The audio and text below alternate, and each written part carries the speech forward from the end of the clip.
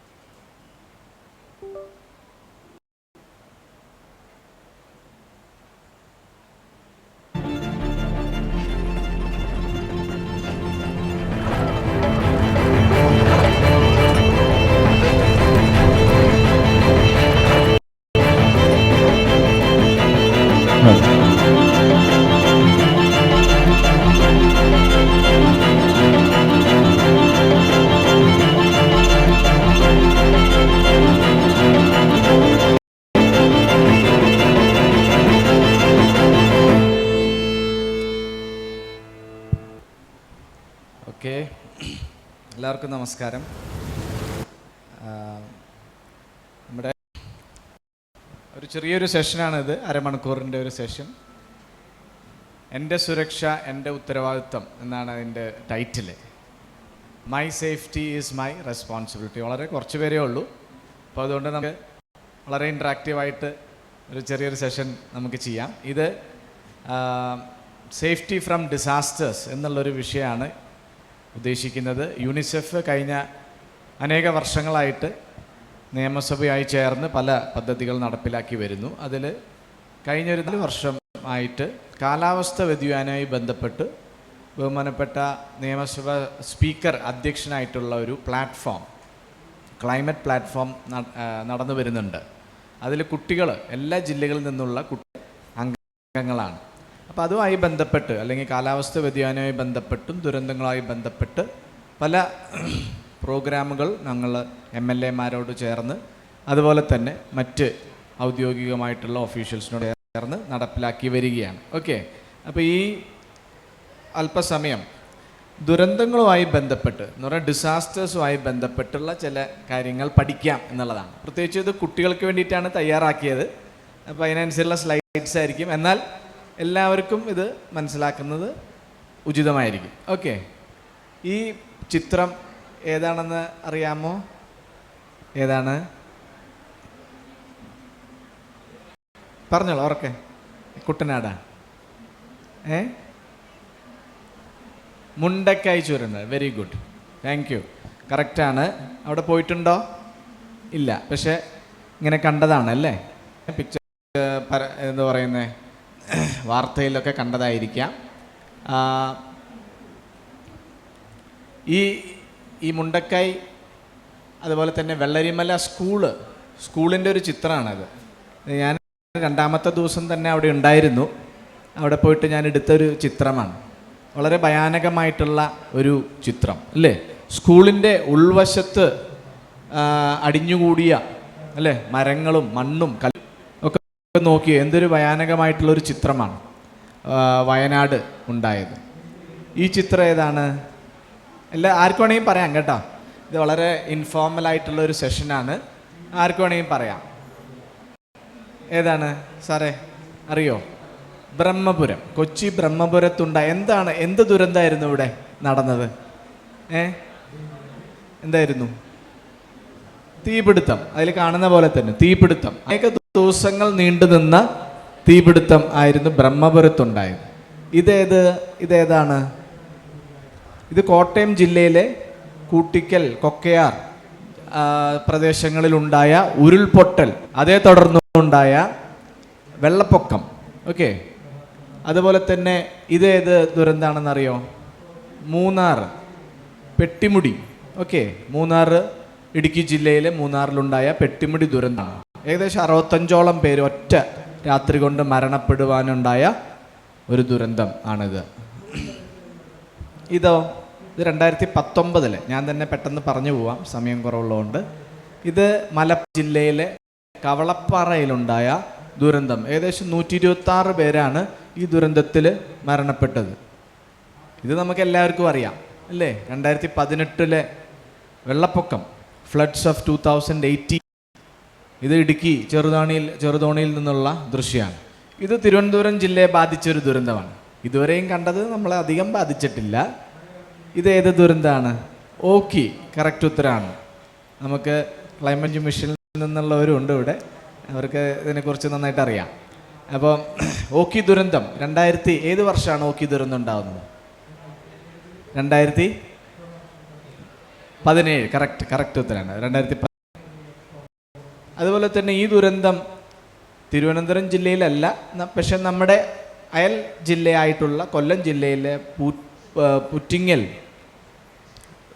വെടിക്കെട്ട് അപകടം ഉണ്ടായതാണ്. 100ഓളം പേരാണ് മരണപ്പെട്ടത്. അതുപോലെ കോവിഡ്. ഞാൻ കാണിച്ചു വന്ന ചിത്രങ്ങൾ എന്തിനാണ് കാണിച്ചതെന്ന് ചോദിച്ചാൽ, നമുക്കറിയാം നമ്മുടെ സംസ്ഥാനം ഒരു ബഹുവിധ ദുരന്ത ബാധിത സംസ്ഥാനമാണ്. അനേക തരത്തിലുള്ള പ്രകൃതി ദുരന്തങ്ങളും അതുപോലെ തന്നെ മനുഷ്യനിർമ്മിത ദുരന്തങ്ങൾ. അപ്പോൾ ഇതിലേതാണ് മനുഷ്യനിർമ്മിത ദുരന്തം? ഇപ്പം കാണിച്ചത് ഏതാ? ഇത് അല്ലേ? പുറ്റിങ്ങൽ വെടിക്കെട്ട് അപകടം, തീപിടുത്തം, ഇതൊക്കെ മനുഷ്യനിർമ്മിത ദുരന്തങ്ങളായിട്ട് നമുക്ക് കണക്കാക്കാനായിട്ട് പറ്റും. ഈ കോവിഡ് മൂലം കേരളത്തിൽ എത്ര പേരാണ് മരണപ്പെട്ടതെന്ന് ആർക്കെങ്കിലും ഊഹിക്കാൻ പറ്റുമോ? കോവിഡ് മൂലം കേരളത്തിൽ ഏകദേശം എത്ര പേര് മരണപ്പെട്ടിട്ടുണ്ടാവും? ഈ നമ്മുടെ കോവിഡ് അല്ലേ? എത്ര പേർക്ക് കോവിഡ് ബാധിച്ചിട്ടുണ്ട്? കുറേ പേർക്കുണ്ട്. എത്ര പേര് മരണപ്പെട്ടു എന്നറിയോ? വലിയൊരു സംഖ്യയാണ്. 70,000-ലധികം പേരാണ് കേരളത്തിൽ മരണപ്പെട്ടത്, ആരോഗ്യവകുപ്പിൻ്റെ കണക്ക് പ്രകാരമാണ്. അപ്പോൾ ഞാൻ പറഞ്ഞു വന്ന വലിയ ദുരന്തങ്ങൾ മുമ്പൊക്കെ വളരെ റെയറായിട്ടുണ്ടായിക്കൊണ്ടിരുന്നതായിരുന്നു. എന്നാൽ ഇന്ന് നമുക്കറിയാം ഒരു വർഷം തന്നെ ഒന്നിലധികം വലിയ ദുരന്തങ്ങൾ കേരളത്തിൽ സംഭവിച്ചുകൊണ്ടിരിക്കുന്നു.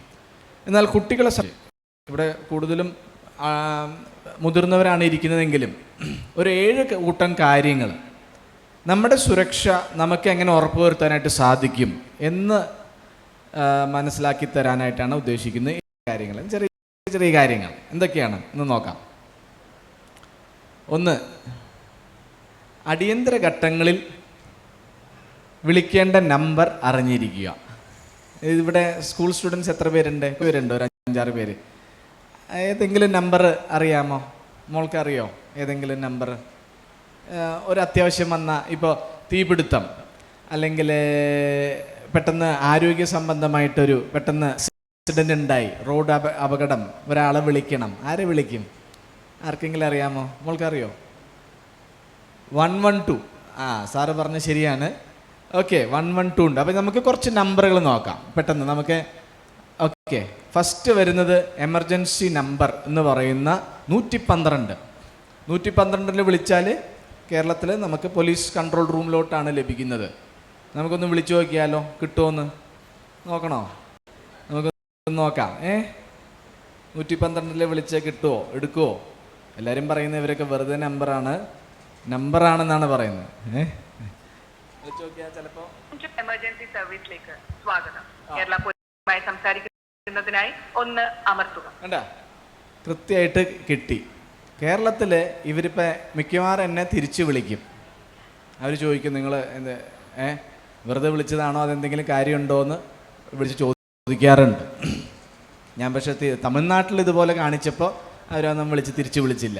കേരളത്തിൽ പക്ഷെ അപ്പം തിരിച്ച് വിളിച്ചിട്ട് അറിയോ ഓക്കെ എന്നുള്ള രീതിയിൽ ചോദിക്കാറുണ്ട്. നമുക്ക് നോക്കാം വിളിക്കുമോ. ഓക്കെ, അപ്പോൾ 112 ഇന്ത്യയിലെ എല്ലാ സംസ്ഥാനങ്ങളിലും ഉള്ള എമർജൻസി നമ്പർ. മറ്റ് പല നമ്പറുകളുണ്ട്, പക്ഷേ എല്ലാ നമ്പറും ഇപ്പോൾ പറയേണ്ട ആവശ്യമില്ല. അറ്റ്ലീസ്റ്റ് നമുക്ക് ഏത് നമ്പർ അറിഞ്ഞിരിക്കണം? 112 അറിയണം.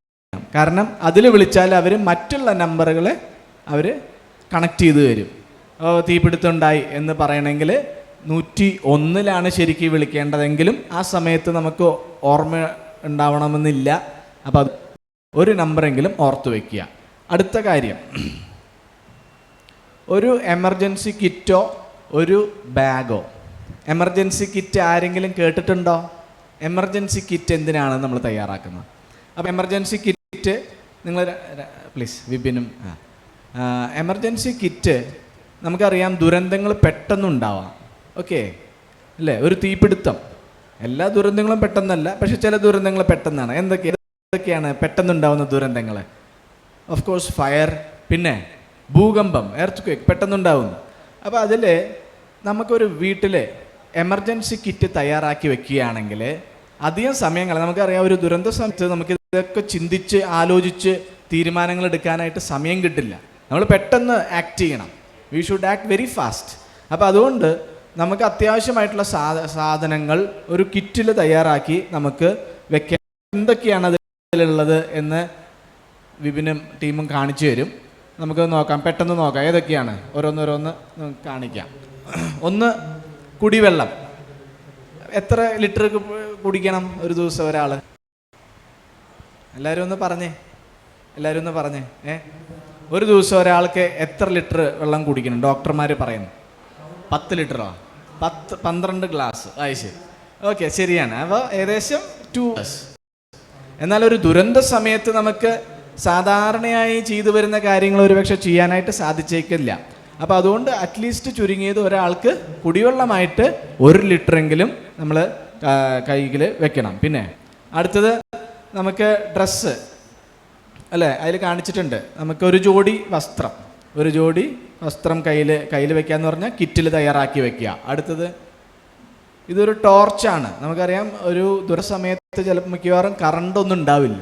ചിലപ്പോൾ രാത്രിയായിരിക്കും. ഇപ്പോൾ ഉദാഹരണത്തിന് വയനാട് ദുരന്തം ഉണ്ടാകുന്ന ഏകദേശം 1:30 മണിക്കാണ് രാത്രി. എല്ലാ കറണ്ടും പോയി. അവിടെ ഞാൻ പോയപ്പോൾ ഒരു ആളോട് സംസാരിച്ചപ്പോൾ ആൾ പറഞ്ഞത് വലിയ കല്ലുകൾ തമ്മിൽ കൂട്ടിയിടിച്ച ഒരു പ്രകാശം ഉണ്ടായിരുന്നു രാത്രി. കാരണം അത്രയും വലിയ ബോൾഡേഴ്സാണ് ഒഴുകി വന്നത്. അപ്പോൾ രാത്രി കറണ്ട് ഇല്ലെങ്കിൽ നമുക്ക് ടോർച്ച്, ബാറ്ററിയും വേണം, ടോർച്ചും വേണം, അല്ലെങ്കിൽ സോളാറിൻ്റെ ആണെങ്കിലും ചാർജ് ചെയ്ത് വെക്കണം. അടുത്തത് നമുക്ക് കുറച്ച് മരുന്നുകൾ അല്ലേ, സ്ഥിരമായിട്ട് കഴിക്കുന്നവരുണ്ട്, മരുന്നുകൾ കഴിക്കുന്നവരുണ്ട്, കുട്ടികളാണെങ്കിലും ചിലവർ കഴിക്കും. അപ്പോൾ അങ്ങനെയുള്ള മരുന്നുകൾ നമ്മുടെ കിറ്റിൽ തയ്യാറാക്കി വെക്കണം. അടുത്തത് നമുക്ക് ചെറിയ ലഘു ഇൻടേക്കിന് വേണ്ടിയിട്ട് ബിസ്ക്കറ്റോ റസ്കോ അല്ലെങ്കിൽ ഡ്രൈ ഫ്രൂട്ട്സ്, പെട്ടെന്ന് കേടാവാതിരിക്കുന്ന കാര്യങ്ങൾ. ചപ്പാത്തിയും ബിരിയാണി അല്ല, പക്ഷേ കുറച്ച് നാൾ ഇരിക്കുന്ന, ഒരു 3 മാസമെങ്കിലും ഇരിക്കുന്ന ബിസ്ക്കറ്റ്സ്, റസ്ക്, അങ്ങനത്തെ സാധനങ്ങൾ, മിക്സ്ചർ, അങ്ങനെയുള്ള പിന്നെ ഒരു മാസ്ക് നമുക്ക് കയ്യിൽ വെക്കാം. റിലീഫ് ക്യാമ്പിലൊക്കെ പോയിരിക്കുമ്പോൾ പുറത്തു നിൽക്കുന്നവർ അകത്തോട്ട് കയറിയിരിക്കാം. ഈ സെഷൻ ഇപ്പോൾ തുടങ്ങിയതേ ഉള്ളൂ, നിങ്ങൾക്ക് അകത്തോട്ട് ഇരിക്കാം കേട്ടോ. Okay, next. Okay, especially girls ആണെങ്കിൽ നമുക്ക് മെൻസ്ട്രൽ പാഡ്സോ അല്ലെങ്കിൽ മെൻസ്ട്രൽ കപ്പ് അങ്ങനെയുള്ളത് നമുക്ക് ഈ കിറ്റിൽ വെക്കേണ്ടതായിട്ട് തീർച്ചയായിട്ടും ഉണ്ട്, അത് ശ്രദ്ധിക്കാം. പിന്നെ ഒരു റേഡിയോ, നല്ല പാട്ട് കേൾക്കാം അല്ലേ? പാട്ട് തീർച്ചയായിട്ടും കേൾക്കാം, പക്ഷേ അതിൻ്റെ കൂടെ വാർത്തകൾ ഈ ദുരന്തവുമായി ബന്ധപ്പെട്ട് അല്ലെങ്കിൽ കാലാവസ്ഥ മുന്നറിയിപ്പുകൾ മനസ്സിലാക്കുന്നതിനും കേൾക്കുന്നതിനും ജാഗ്രതാ വിഷയങ്ങൾ അറിയുന്നതിനും റേഡിയോയിലൂടെയാണ് കൂടുതലായിട്ട്. നമുക്കപ്പോൾ ടി വി ഒന്നും ചിലപ്പോൾ പ്രവർത്തിപ്പിക്കാനായിട്ട് പറ്റില്ല. മൊബൈലിൽ റേഡിയോ ഉണ്ട്, പക്ഷെ അത് കൂടുതൽ FM റേഡിയോസാണ് കിട്ടുന്നത്. അപ്പോൾ അത് നമ്മൾക്ക്. പിന്നെ ഒരു വിസില്. എന്തിനാണ് വിസില്? എന്തിനാണ് പറഞ്ഞോ? കറക്റ്റ്, ശരി ഉത്തരമാണ്. എന്ന് പറഞ്ഞാൽ എവിടെയെങ്കിലും നമ്മൾ സ്ട്രാൻഡഡ് ആയിട്ട് പോകും, നമ്മൾ പെട്ടുപോയി, നമുക്ക് സൗണ്ടില്ല, നമുക്ക് ആൾക്കാരെ ക്ഷണിക്കണം, ഏതാ രക്ഷാപ്രവർത്തകരെ വിളിക്കണം, ആകർഷിക്കണം ഒക്കെ ആണെങ്കിൽ നമുക്ക് ഒരു വിസിലടിച്ചാൽ നമുക്ക് അവരെ വിളിക്കാനായിട്ട് പറ്റും. അതുപോലെ തന്നെ ഇതെന്താ ക്യാൻഡില്. അപ്പോൾ നമുക്കറിയാലോ ക്യാൻഡിൽ എന്തിനാന്നുള്ളത്. അപ്പോൾ കറണ്ട് പോയാലൊക്കെ നമുക്ക് ഉപയോഗിക്കാം. പിന്നെ സാനിറ്റൈസർ. അപ്പോൾ ഇങ്ങനെയൊക്കെയുള്ള കാര്യങ്ങളാണ്. നമ്മളെന്തെങ്കിലും വിട്ടുപോയിട്ടുണ്ടോ? എല്ലാം ഇല്ലേ? എല്ലാം ഇല്ലേ? എന്താ പറയുന്നത്, സാനിറ്ററി ഡിവൈസസും കാര്യങ്ങളൊക്കെ ഐറ്റംസ് വെക്കുക. സോപ്പ്, ചീപ്പ്, ബ്രഷ് അങ്ങനത്തെയൊക്കെയുള്ള കാര്യങ്ങൾ നമുക്ക് വെക്കാം. അപ്പോൾ ഇത്തരം കാര്യങ്ങൾ നമ്മൾ തയ്യാറാക്കി വെക്കുകയാണെങ്കിൽ ഒരു ദുരന്ത സമയത്ത് നമുക്ക് സുരക്ഷിത സ്ഥലങ്ങളിലേക്ക് മാറുവാനായിട്ട് സാധിക്കും. ഇത് പല സ്ഥലങ്ങളിലും നമ്മൾ പ്രത്യേകിച്ചും തീരപ്രദേശങ്ങളിലൊക്കെ ചെയ്തു വരുന്നുണ്ട്. കുട്ടികൾ സ്കൂളുകളിൽ ഇത് പഠിച്ച് അവരവരുടെ വീടുകളിൽ ഇത് വെക്കുന്നുണ്ട്. നിങ്ങൾക്കും അത് തയ്യാറാക്കി വെക്കാം എന്നുള്ളതാണ് നമ്മൾ പറയുന്നത്. ഇതിൽ ഭിന്നശേഷിക്കാരായിട്ടുള്ളവരുണ്ടെങ്കിൽ പ്രത്യേകം ശ്രദ്ധിക്കേണ്ടത് അവരുപയോഗിക്കുന്ന സഹായ ഉപകരണങ്ങൾ, അസിസ്റ്റീവ് ഡിവൈസസ്, ഹിയറിംഗ് എയ്ഡ്സ് പോലെയുള്ള അല്ലെങ്കിൽ വാക്കർ അങ്ങനെയുള്ള കാര്യം, വീൽ ചെയർ അങ്ങനെയുള്ളതും കൂടെ ഇതിൻ്റെ കൂടെ തയ്യാറാക്കി വെക്കേണ്ടതുണ്ട്. ഇത് മനസ്സിലായല്ലോ? എമർജൻസി കിറ്റ് ഇത് തയ്യാറാക്കി വെക്കുന്നതിന് പ്രത്യേകിച്ച് ചിലവൊന്നുമില്ല, പക്ഷെ അത് തയ്യാറാക്കി വെച്ചാൽ നമുക്ക് വളരെ ഗുണം ചെയ്യും എന്നുള്ളതാണ്. അപ്പം നിങ്ങളൊന്ന് ശ്രമിക്കുക, തയ്യാറാക്കി വെക്കാൻ പറ്റുമെങ്കിൽ അതൊന്ന് തയ്യാറാക്കി വെക്കുക. മൂന്നാമത്തെ കാര്യം, ദുരന്ത മുന്നറിയിപ്പുകൾ ശ്രദ്ധിക്കുക.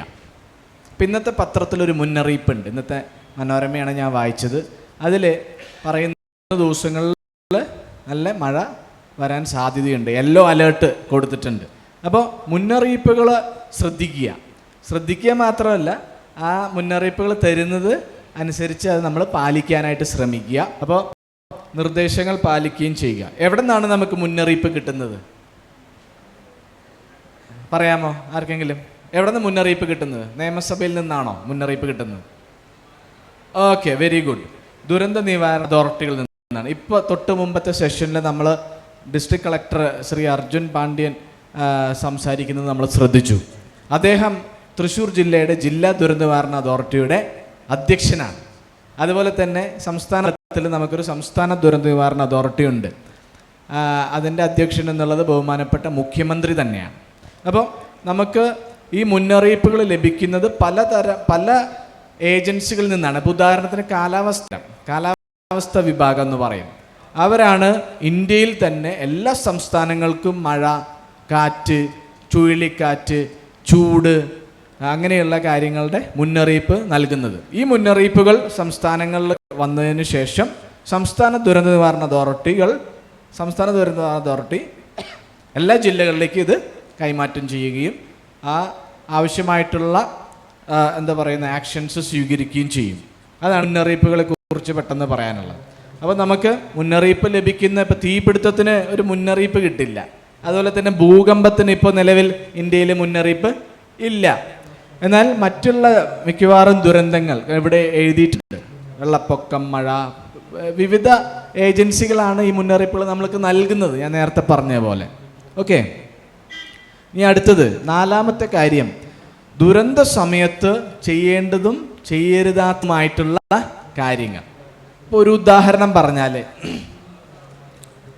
ഭൂകമ്പ സമയത്ത് നമ്മളിപ്പോൾ ഒരു ഫ്ലാറ്റിലാണ് താമസിക്കുന്നതെങ്കിൽ ലിഫ്റ്റ് ഉപയോഗിക്കാമോ? സാറേ പറഞ്ഞേ, ലിഫ്റ്റ് നമ്മൾ ഉപയോഗിക്കാം. നമ്മൾ 15ാം നിലയിലാണെന്ന് കൂട്ടിക്കോ. അപ്പോൾ തിരുവനന്തപുരത്തൊക്കെ പല ഫ്ലാറ്റ് ഇപ്പോൾ 10 നില 12 നിലയൊക്കെ ഉണ്ട്. അപ്പോൾ നമ്മൾ 10ാം നിലയിലാണ്. ഭൂകമ്പ സമയത്ത് ലിഫ്റ്റ് ഉപയോഗിക്കാമോ? പാടില്ല. കാരണം നമ്മൾ കറണ്ട് പോകാൻ സാധ്യതയുണ്ട്. അപ്പോൾ നമ്മൾ അതിൻ്റെ ഇടയിൽ സ്റ്റക്കായി നമ്മളതിൽ ചിലപ്പോൾ ഭൂകമ്പം വലിയ ദോഷം ചെയ്യില്ല, പക്ഷെ നമ്മൾ അതിൻ്റെ ഉള്ളിൽ സ്റ്റക്കായാൽ കൂടുതൽ ദോഷം ചെയ്യും. അപ്പോൾ അതുകൊണ്ട് അങ്ങനെയുള്ള ചില കാര്യം. അതുപോലെ ദേഹത്ത് തീ പിടിച്ചു എന്ന് കൂട്ടിക്കോ. അപ്പം നമ്മൾ പെട്ടെന്ന് പരിഭ്രാന്തരായി ഓടുമ്പോൾ എന്തുണ്ടാവും? കൂടുതൽ തീ ആളിക്കത്തും.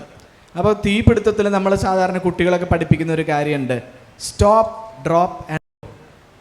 ഓക്കെ, പറയാൻ പറ്റുമോ? Stop, drop, roll. റോൾ. ഒരാളും കൂടി ഒന്ന് പറഞ്ഞേ, stop, drop, roll. Stop, drop, roll. Very good. അപ്പോൾ എന്താണ് അതിലൊന്ന് ഉദ്ദേശിക്കുന്നത്? തീ പിടിച്ച് ദേഹത്ത് തീ പിടിച്ചാൽ അല്ലെങ്കിൽ വസ്ത്രങ്ങളിൽ തീ പിടിച്ചാൽ നമ്മളവിടെ ഉടനെ വീഴുക അല്ലെങ്കിൽ കിടന്ന് നമ്മൾ ഉരുണ്ട് കഴിഞ്ഞാൽ ഓക്സിജൻ അവിടെ തീ കെടും എന്നുള്ളതാണ് അതിൻ്റെ സയൻസ്. അപ്പോൾ അതൊന്ന് അതുപോലെ ഓരോ കാര്യങ്ങൾക്കും ഉണ്ട്. വെള്ളപ്പൊക്കത്തിനുണ്ട്, ഇടിമിന്നലിനും ഉണ്ട് ചില കാര്യങ്ങൾ. എന്ത് ചെയ്യണം ചെയ്യരുതെന്നുള്ളത് അറിഞ്ഞിരിക്കുക. അതിപ്പോൾ അത്രയും ഡീറ്റെയിൽഡ് ആയിട്ട് പോകാനുള്ള സമയം നമുക്കില്ല. അടുത്തത് അഞ്ചാമത്തെ കാര്യം, നിങ്ങൾ താമസിക്കുന്ന ഇടങ്ങളിലെ ദുരന്ത സാധ്യത അറിഞ്ഞിരിക്കുക. ഓക്കെ, ഇപ്പോൾ തിരുവനന്തപുരത്ത് നിങ്ങളൊരു തീരപ്രദേശത്താണെങ്കിൽ ഒരുപക്ഷെ അല്ലെങ്കിൽ വലിയൊരു മണ്ണിടിച്ചിലോ ഉരുൾപൊട്ടലോ ഉണ്ടാവാൻ സാധ്യത ഇല്ല. ആലപ്പുഴ ഭാഗത്താണെങ്കിൽ വെള്ളപ്പൊക്കം ഉണ്ടാകുവാൻ സാധ്യത ഉണ്ട്. വയനാട്, ഇടുക്കി പോലെയുള്ള മലയോര പ്രദേശങ്ങളിലാണെങ്കിൽ ലാൻഡ് സ്ലൈഡ് ഉണ്ടാകുവാൻ സാധ്യത ഉണ്ട്. ഭൂകമ്പ സാധ്യതയും കേരളത്തിൽ ഉണ്ട്. ഓക്കെ, കേരളം സോൺ 3 and 2ലാണ്. 5 സോൺസ് ഉണ്ട് ഇന്ത്യയിൽ. അതിൽ സോൺ 2 and 3ലാണ് കേരളം. ഇടുക്കി, തൃശ്ശൂർ, കോട്ടയം ജില്ലകളിലൊക്കെ ഇതിനു മുമ്പ് ഉണ്ടായിട്ടുണ്ട് പല വർഷങ്ങളിൽ. അപ്പോൾ നമ്മൾ എവിടെയാണോ താമസിക്കുന്നത് അത് ശാസ്ത്രീയമായിട്ട് പോലും അറിയാനായിട്ടുള്ള സാധ്യത ഇന്നുണ്ട്. കാരണം ദുരന്ത നിവാരണ അതോറിറ്റി ആ മാപ്പുകളൊക്കെ ഓൺലൈനിൽ ലഭ്യമാക്കിയിട്ടുണ്ട്. അത് നോക്കിക്കഴിഞ്ഞാൽ നമ്മുടെ വീടിൻ്റെ ഭാഗം അല്ലെങ്കിൽ നമ്മൾ എവിടെയാണോ നമ്മുടെ ഓഫീസിൻ്റെ ഭാഗത്ത് ഏത് ദുരന്തം ഉണ്ടാകുവാൻ സാധ്യതയുണ്ട് എന്നുള്ളത് അവിടെ കൊടുത്തിട്ടുണ്ട്. അപ്പോൾ താല്പര്യമുള്ളവർക്ക് കൂടുതൽ അതിനുവേണ്ടി പഠിക്കുകയൊക്കെ ചെയ്യാം, അറിയാം. അപ്പോൾ എന്തൊക്കെ സാധ്യതകൾ കേരളത്തിൽ ഈ ചിത്രങ്ങളിൽ കൊടുത്തിട്ടുണ്ട് അല്ലേ? വരൾച്ച, ചുഴലിക്കാറ്റ്, ഭൂകമ്പം, ഇതേതെങ്കിലും അറിയാത്തതുണ്ടോ? ഏതെങ്കിലും ദുരന്തം കേൾക്കാത്തതുണ്ടോ? മിക്കവാറും എല്ലാം തന്നെ നിങ്ങൾക്ക് അറിയുന്നതാണ് അല്ലേ? ഇത്രയൊക്കെ ദുരന്തങ്ങൾ നമുക്ക് ഉണ്ടാകുവാൻ കേരളത്തിൽ സാധ്യതയുണ്ട്. ഇനി 6ാമത്തെ കാര്യം, ഒരെണ്ണം കൂടിയുള്ളൂ. 7 കാര്യങ്ങളാണ് നമ്മൾ പഠിക്കുന്നത്. അപ്പം 6ാമത്തത് പ്രഥമ ശുശ്രൂഷ, ഫസ്റ്റ് എയ്ഡ്. എത്ര പേർക്ക് അറിയാം എന്ന് പറഞ്ഞാൽ CPR, ഉദാഹരണം CPR, അല്ലെങ്കിൽ പൊള്ളലേൽക്കുമ്പോൾ എന്താണ് ചെയ്യേണ്ടത്? ഫസ്റ്റ് എയ്ഡ് അല്ലേ? അല്ലെങ്കിൽ ചോക്കിങ്, നമ്മൾ കഴിച്ചുകൊണ്ടിരിക്കുമ്പോൾ പെട്ടെന്ന് ഇഡ്ലി തൊണ്ടയിൽ. തൃശ്ശൂർ ജില്ലയിലെ ഒരു പ്രാവശ്യം ഒരു ഡോക്ടർ ശോഭ സിറ്റി മോളിൽ കഴിച്ചുകൊണ്ടിരിക്കുന്ന സമയത്ത് ഡോക്ടറുടെ തൊണ്ടയിൽ ഒരു ഇഡ്ലി കുടുങ്ങി. ഡോക്ടറുടെ ഹസ്ബൻഡ് തൊട്ട് ഓപ്പോസിറ്റായിട്ടിരുന്ന് കഴിയും. പക്ഷേ എന്ത് ചെയ്യേണ്ടതെന്ന് ഹസ്ബൻഡിന് അറിയില്ല. ഡോക്ടർക്ക് അറിയായിരുന്നു, ഹസ്ബൻഡ് അറിയുന്നില്ല. പക്ഷേ ഡോക്ടർ വിത്തിൻ ഫ്യൂ മിനിറ്റ്സ് മരണപ്പെടുകയുണ്ടായി. പത്രത്തിലൊക്കെ വന്നത്. അപ്പോൾ അങ്ങനെ പെട്ടെന്നുണ്ടാവുന്ന ചില കാര്യങ്ങളിൽ ഇമ്മീഡിയറ്റ് ഫസ്റ്റ് എയ്ഡ് കൊടുത്തെങ്കിലേ നമുക്ക് ജീവൻ രക്ഷിക്കാൻ പറ്റുള്ളൂ.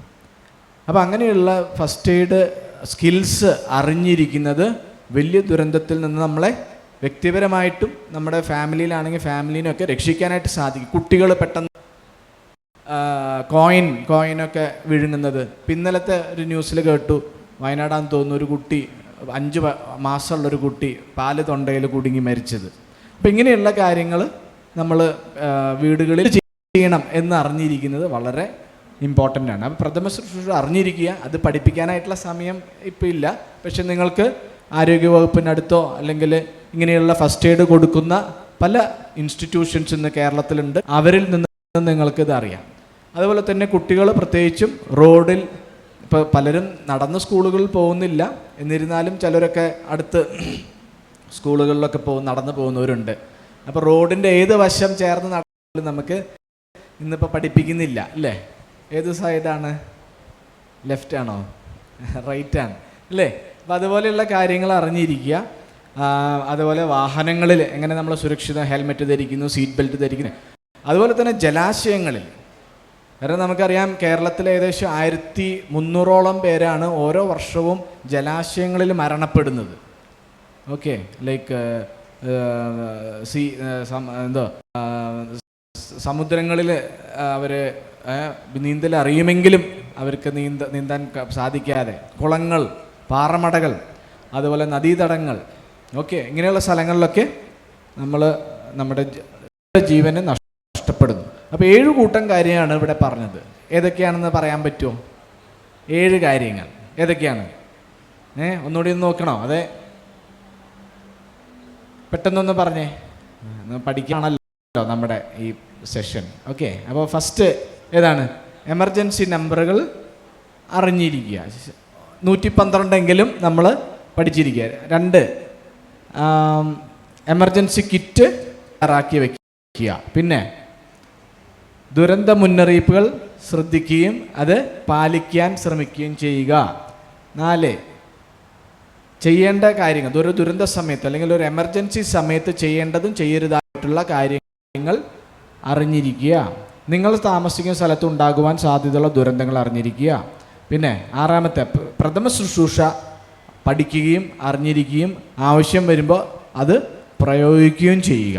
7, നമ്മുടെ റോഡുകളിൽ, വാഹനങ്ങളിൽ, ജലാശയങ്ങളിൽ സുരക്ഷിതരായിരിക്കുക എന്നുള്ളതാണ്. ഓക്കെ, അപ്പോൾ നമ്മുടെ ഏകദേശം സമയം കഴിയാറായി. അപ്പോൾ ഒരു 5 ചോദ്യങ്ങൾ, ഒരു ചെറിയ ക്വിസ് വരും, അടുത്ത ക്വിസ് പ്രോഗ്രാം വരുന്നുണ്ട്. പക്ഷേ ഒരു 5 ചോദ്യങ്ങൾ നമ്മളിപ്പോൾ കേട്ട ഇതിൽ നിന്ന് ആർക്ക് വേണമെങ്കിലും ഉത്തരം പറയാം. ഏതൊക്കെയാണ്? 1, തീപിടുത്തം ഉണ്ടായാൽ വിളിക്കേണ്ട നമ്പർ. സ്റ്റുഡൻസിന് ഫസ്റ്റ് പ്രയോറിറ്റി. പറഞ്ഞോ, ഒരു ചെറിയ ഗിഫ്റ്റ് ഇത് ചോക്ലേറ്റ്സ് ഉണ്ടായില്ലേ? പറഞ്ഞോ മോനെ. 101. Very good. പേരെങ്ങനെ? ആബർ അൻഷാദ്. ആബിൽ. അതിന് നല്ലൊരു കയ്യടി കൊടുക്കാം എല്ലാവരും. നല്ലൊരു കയ്യടി. ഒരു ഗിഫ്റ്റ് ഉണ്ട്. അടുത്തത് 2ാമത്തെ ചോദ്യം. വയനാട് 2024 ഉണ്ടായ ദുരന്തം ഏത്? What type of A disaster? എന്ത് ടൈപ്പ് ദുരന്തമായിരുന്നു? ഉരുൾപൊട്ടൽ. യാസിൻ മാലിക്. യാസിൻ മാലിക്കിന് ഒരു കയ്യടി കൊടുക്കാം. കറക്റ്റ് ഉത്തരമാണ്. അടുത്ത ചോദ്യം. ഇന്ത്യയിൽ ഉപയോഗിച്ചു വരുന്ന പൊതുവായ എമർജൻസി നമ്പർ. ഇതെല്ലാവർക്കും അറിയാം. പറഞ്ഞു. ആബിയക്കൊക്കെ നല്ലൊരു കയ്യടി. എല്ലാവരും കയ്യടിച്ചോ? കുഴപ്പമില്ല. എമർജൻസി കിറ്റിൽ ഉണ്ടായിരിക്കേണ്ട 5 സാധനങ്ങൾ. ഏതെങ്കിലും 5 പെട്ടെന്ന് പറയാമോ? ആർക്ക് പറയാം? ഏതെങ്കിലും എനി 5 ട്രൈ ചെയ്തോ? Dress, water, whistle, radio, food. Very good. നല്ലൊരു കയ്യടി കൊടുക്കാം. Last question. ഇന്ത്യയിൽ സുനാമി ഉണ്ടായ അല്ലെങ്കിൽ സുനാമി അടിച്ച വർഷം ഏത് വർഷമാണ് സുനാമി ഉണ്ടായത്? അത് സീനിയേഴ്സിന് യു വാണ്ട് ടു സേ? ഏതാ? 2004. അപ്പോൾ ഗിഫ്റ്റ് എല്ലാവർക്കും ഉണ്ട്. ഈ പ്രോഗ്രാം ഈ സെഷൻ ഇവിടെ അവസാനിപ്പിക്കുകയാണ്. അതാണ് ഗിഫ്റ്റ്. ഓക്കെ, അപ്പോൾ അത്രയും കാര്യങ്ങളാണ്. അപ്പോൾ നമ്മുടെ ഈ സെഷൻ ഇവിടെ അവസാനിപ്പിക്കുകയാണ്. പങ്കെടുത്ത എല്ലാവർക്കും നന്ദി. ഇന്ന് പറഞ്ഞ കാര്യങ്ങൾ നിങ്ങൾക്ക് ചെയ്യാൻ പറ്റുമെങ്കിൽ, പ്രത്യേകിച്ച് എമർജൻസി കിറ്റ് തയ്യാറാക്കി വെക്കാൻ പറ്റുമെങ്കിൽ നല്ലൊരു കാര്യമായിരിക്കും. Thank you very much.